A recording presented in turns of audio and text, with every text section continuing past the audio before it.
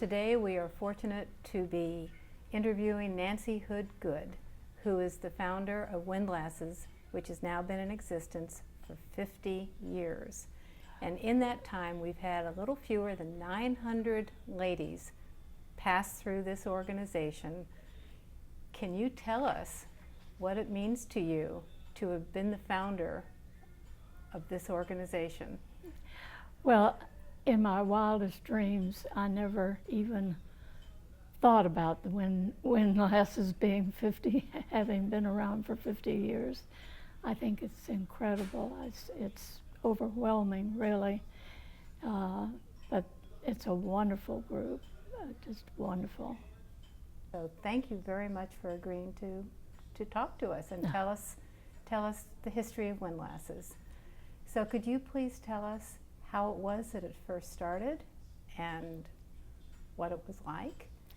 Well, actually, a friend of mine had tried to start a ladies sailing club at Clearwater Yacht Club, which didn't work out. But the bug was in me, and I thought, well, you know, Windlasses, my husband, I remember Windjammers.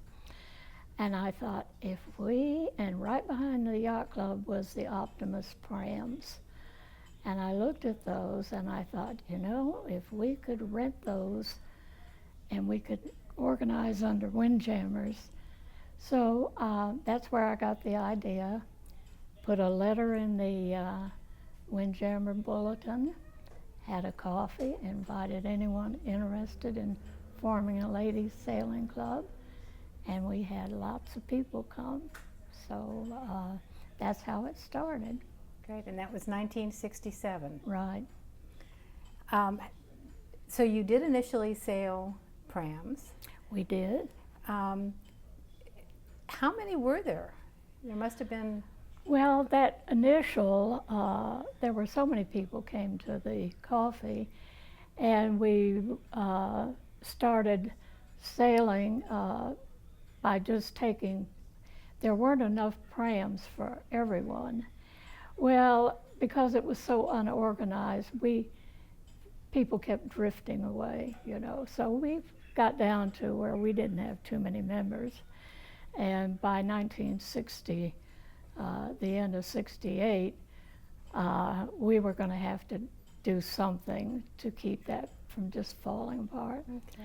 So I knew some Salty Sisters, invited them up, had a coffee, had all of our, what few members we had left, I think about 12, and got some ideas from them, how to organize, get bylaws, and they said, by all means, get bracelets and give charms for the races. So that's what we did, and it took off from there. So Nancy, where was the location where you first sailed? We sailed out of the Optimus Prams, where they were at the intercoastal behind it was behind the Clearwater Yacht Club, which at that time was on North Clearwater Beach. Okay. And we used the Optimus Prams and sailed there.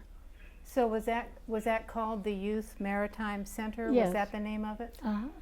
And you were there for a couple of years? Oh, longer than that. We didn't move up to Dunedin until much later. Yeah. All right. Well, great. So how did the name Windlasses come about? Well, we actually had a contest, and because we were part of Windjammers, we thought we ought to keep the wind in there. And Rhoda Trichler was one of our early members, was an artist, and she came up with the name. We had everybody submit what they thought would be a good name, and she submitted Windlasses. And she also did the design, put the ship's wheel around the Windjammer logo. Well, that's great. Did you maintain your relationship with Windjammers for very long? I think it was quite a while. As a matter of fact, all those years up in Dunedin, I didn't know we were still part of Windjammers, but it's in the Windlass bylaws what year they dropped the Windjammers Finally separated, from. yeah. And that hadn't been too long. Well, Windjammers haven't been around for a long time. Yeah. So when you originally had your new members, did you have a sailing test, or did they just show up? Well, you know, we didn't have tests, not those first 2 years. Most of the women were wives of Windjammer members who sailed, and they were used to sailing. So that's how we did. Okay. I understand that you had a race committee at the beginning. Can you tell me where they were located and how you selected them and how that whole process worked? Well, we did it in pairs, and everyone took a turn. There were not that many of us, and we stood on the seawall by the Youth Maritime Center, and that was where we put our flags up, and we raced around the channel markers. So we didn't have to put marks out or anything. We just used what was out there. It was very casual. Yeah. And was there, were certain people selected for it, or how was it determined who would? We took turns, 2 people each time we raced, and I drew up a chart, and we went by the chart where everybody had a turn. Okay. Did you have a crash boat or safety boat in those days? No, we didn't. We were fair weather sailors. Okay. If it was bad weather, we didn't sail. And what did you do if you knew it was a windy day in terms of We kind of waited to see what it was going to do, and if it picked up, we just thought, well, we'll go over racing rules or something like that. If it calmed down, then we went out. We were pretty loosely organized. And what was your relationship with the Power Squadron? It was just on a basis of them volunteering their time. Okay, but they did if it was a bad day, you knew you Yes, could they were rely very upon good them. about it. That was great. Okay, did you ever have any instances where somebody needed to be rescued? Or Actually, we did one time, and it turned out to be Hilda Crawford, who was one of our best sailors, but back then, that's before she got really good. She went over on a windy day, but they were right there and hauled her up, and I think it may have been at that time that we gave some thought to sailing with life jackets on. Oh, okay. Because of, I mean, it hadn't occurred to us, I think, at that point. But it was not a big problem. I mean, you know, they were right there. And Okay, when did you start thinking about giving charms and doing awards? well, it was after that meeting.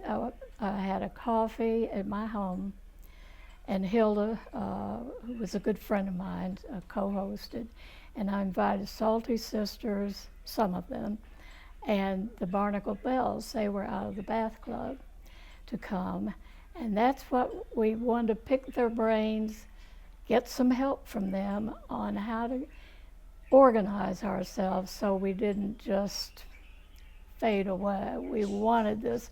And all the girls who were still in, about 12 to 15 of us, really wanted this to go. So we took their advice, borrowed ideas about bylaws and things, and got bracelets, and Mrs. What was the jewelry store downtown? Trickles. And Miss Trickles, Lillian, Right. ordered our first little logo charm for us. Well, we're so grateful that you decided to do that, because I think we all race for charms. Oh, that was the secret. There's no 2 ways about it. And that's why the Salty Sisters said, but you've got to get bracelets and give charms for awards. And man, it took off. As you know, you go out there and race for those little charms. We do, absolutely. So this was 7 years after you were founded that you moved over to Dunedin. Who provided, were the boats already there, or Oh, they were there. They were already that there. was the Dunedin Pram Fleet. Okay. And the officers talked to the Optimist people and came up with an amount that they would pay them to be able to use those boats. Well, I was checking on that. Lasers started in 1974. Eventually, they ended up with 16 lasers. And apparently, those sailors were quite good, because I have a photograph that says in 1976, the Windlasses won the FWSA laser regatta. Oh, they were good So- sailors. Ann Newton, Sylvia, and Gail. I think Gail sailed. And then at some point that stopped, and then Sunfish replaced Sunfish, yeah. them. So I think that pretty much covers the early years. You must just feel a special pride of being the founder of this organization, and 50 years later, and the fact that people can see you, and that you're a vibrant lady, and I'm alive. You're alive. I mean, that's just, I think that's just a special treat, especially as time passes now. In another 10 years, this will even be, I think, of more interest, because, people will see that we have this 50-year history at this point with the original founder. I mean, I think that'll be part of the will you put it online? I mean, it'll be part of the history of I am just overwhelmed that they're celebrating 50 years. I think it never, it didn't dawn on anybody, and I don't think anybody thought about, gosh, we've been around 10 years. Well, thank you very much. And for those who are watching, I want you to know that Nancy is 87 years old and going strong, and we're just so grateful that you initiated this, and we're so thankful that you would do an interview with us to let us know what the early days were like. Well, I thank you for doing it. It's been wonderful talking about it. Our pleasure.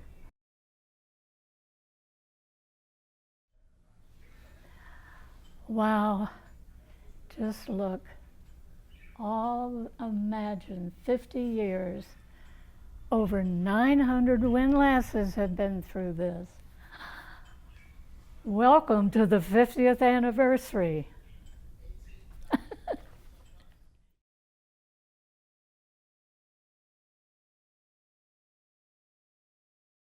We're still I going love strong. windlasses.